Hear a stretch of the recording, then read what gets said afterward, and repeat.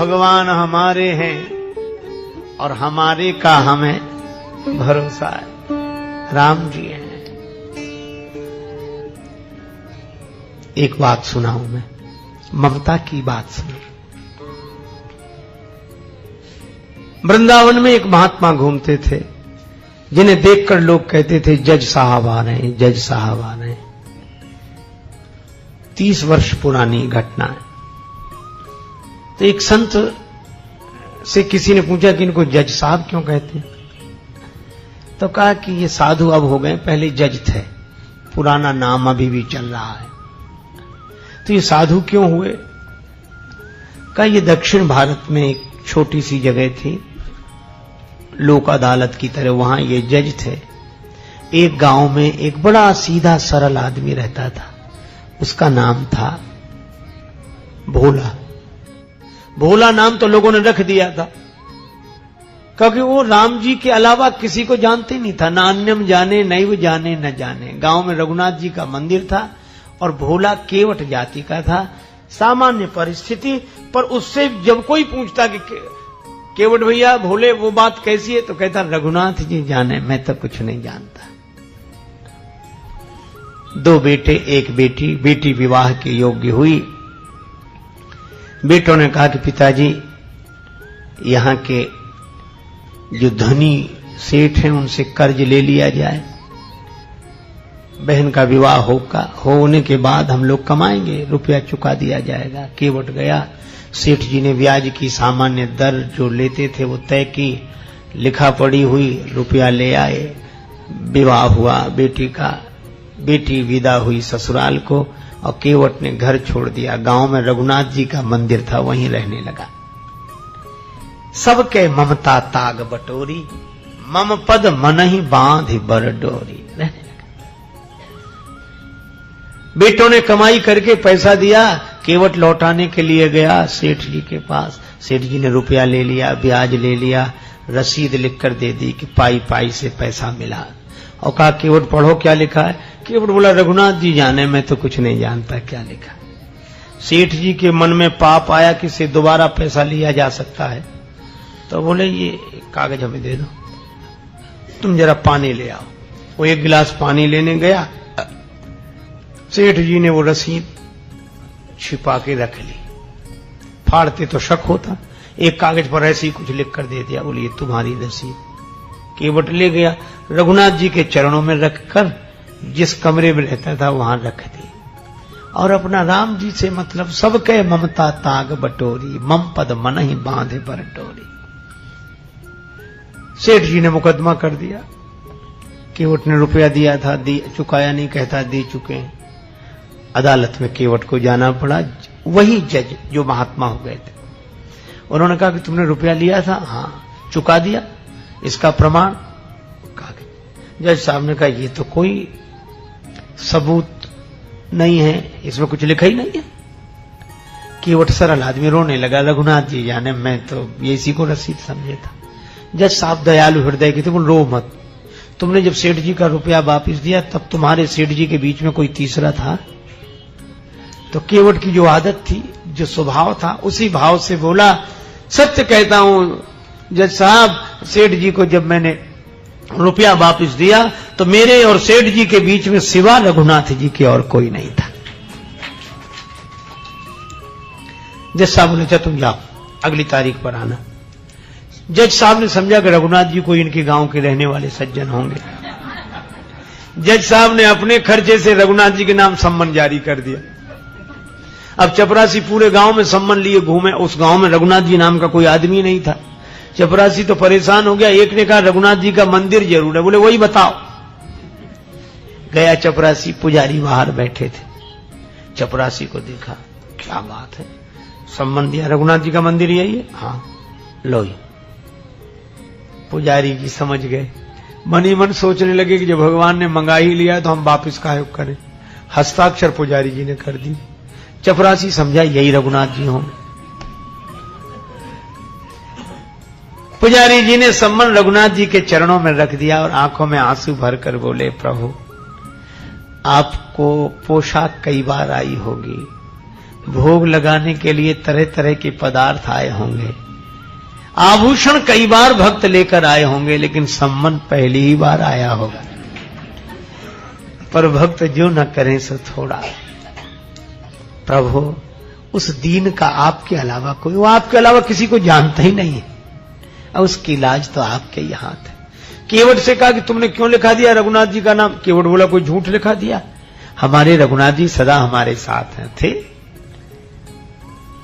और केवट तो यही कहे, हरि बिन संकट कौन निवारे, हरि बिन संकट कौन निवारे, साधनहीन मलिन दीन में जाऊं के ही के द्वारे, या अनाथ की लाज आज रघुनाथ जी हाथ तुम्हारे, हरि बिन संकट कौन निवारे।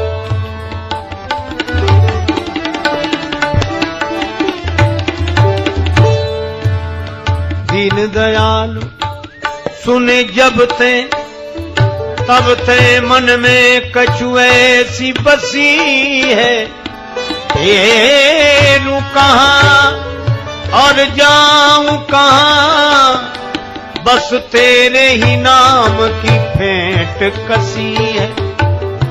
तेरो ही आसरो एक मलूक, नहीं प्रभु सो कोई और जसी है। ये हो मुरारी पुकारी कहूं, अब मेरी हंसी नहीं तेरी हंसी है, संकट कौन निवारे, हरि बिन संकट कौन, हरि बिन संकट कौन निवारे।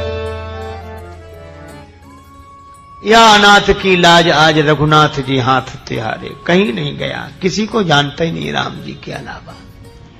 तारीख के एक दिन पहले ही पुजारी जी बोले तुम आज ही जाओ ताकि समय से पहुंच जाना। अब रघुनाथ जी के मन की तो रघुनाथ जी जाने। केवट रघुनाथ जी के चरणों में प्रणाम करके चला गया। दूसरे दिन सवेरे पुजारी जी बड़ी जल्दी जगे, भगवान की आरती पूजा की, नया वस्त्र पहनाया, भोग लगाया। उनको लग रहा था आज भगवान पहली बार बाहर जा रहे हैं, कपड़े अच्छे पहनावे। रोने लगे पुजारी जी, भाव की तो बात है। प्रभु आपको जो पोशाक अच्छी लगे वही पहनकर जाना, लेकिन जाना जरूर, उसका कोई नहीं है आपके अलावा। उधर केवट पहुंचा, सेठ जी पहुंच गए। जज साहब ने कहा केवट तुम्हारे गवाह रघुनाथ जी कहां हैं? केवट बोला हुजूर यहीं कहीं होंगे, भी तो सब जगह रहते हैं।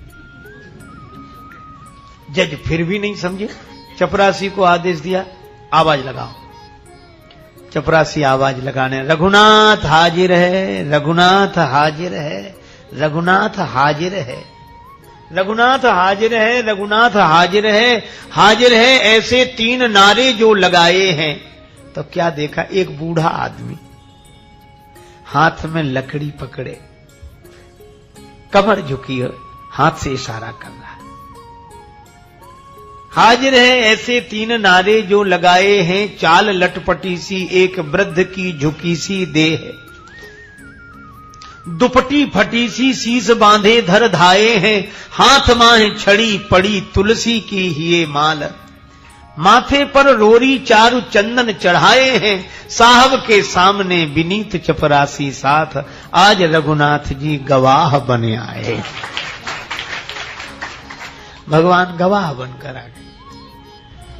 जज साहब ने देखा, गज सेठ जी चौंके कि ये कौन है? जज साहब ने कहा कि आप थे वहां। रघुनाथ जी ने कहा केवट ने रुपया दिया है, उसका प्रमाण बोले इन्होंने रसीद भी लिख ली थी, सेठ जी को यहीं रखा जाए। इनके मकान में सामने वाली बैठक की सामने वाली दीवार में 3 अलमारियां हैं, बीच वाली अलमारी में वही रखी है 32 नंबर की, उसी में वो रसीद अब तक सुरक्षित है। सर्वांतर्यामी भगवान से क्या छिप सकता। सिपाही भेजे गए, वही मिल गई, रसीद मिल गई। सेठ जी को दंडित होना पड़ा। केवट भाई इज्जत भरी हुआ, रघुनाथ जी तो गायब हो गए। पहले काम तो हो ही गया था। अब जज साहब ने सोचा कि इतने दिन हो गए फैसला सुनाते, पर ऐसा गवाह आज तक नहीं मिला।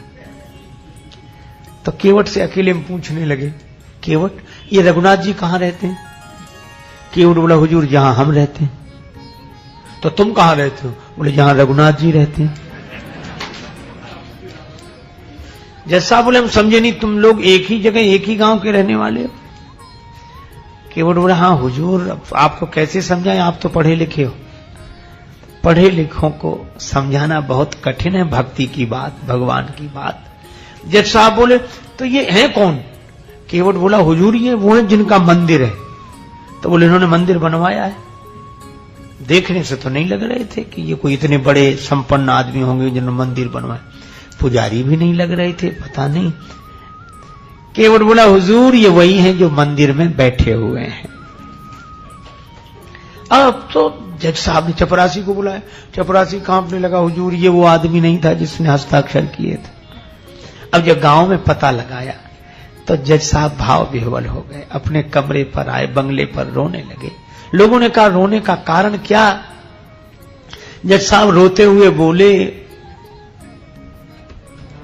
शिव शारद नारद शेष गणेशहु के नहीं ध्यान में आते रहे, सोई आज विनीत अदालत में केवटा के गवाह कहाते रहे।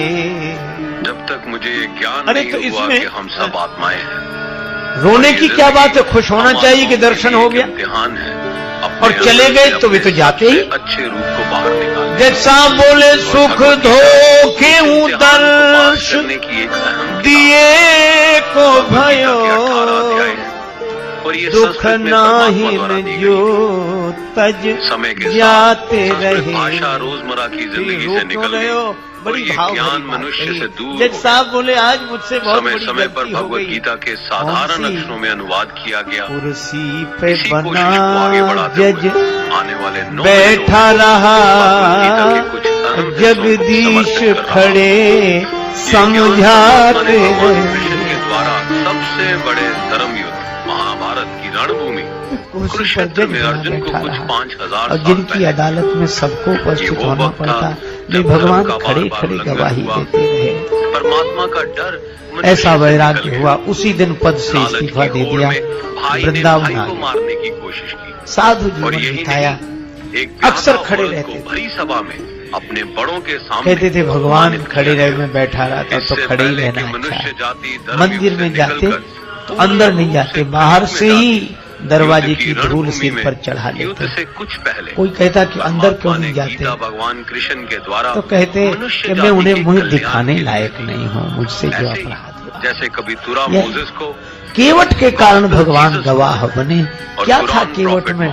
सबके ममता ताग बटोरी, मम पद मन ही बांध बर डोरी, अस सज्जन मम उर बस कैसे, लोभी हृदय बसे धन जैसे। बल्कि पूरी मनुष्य जाति के लिए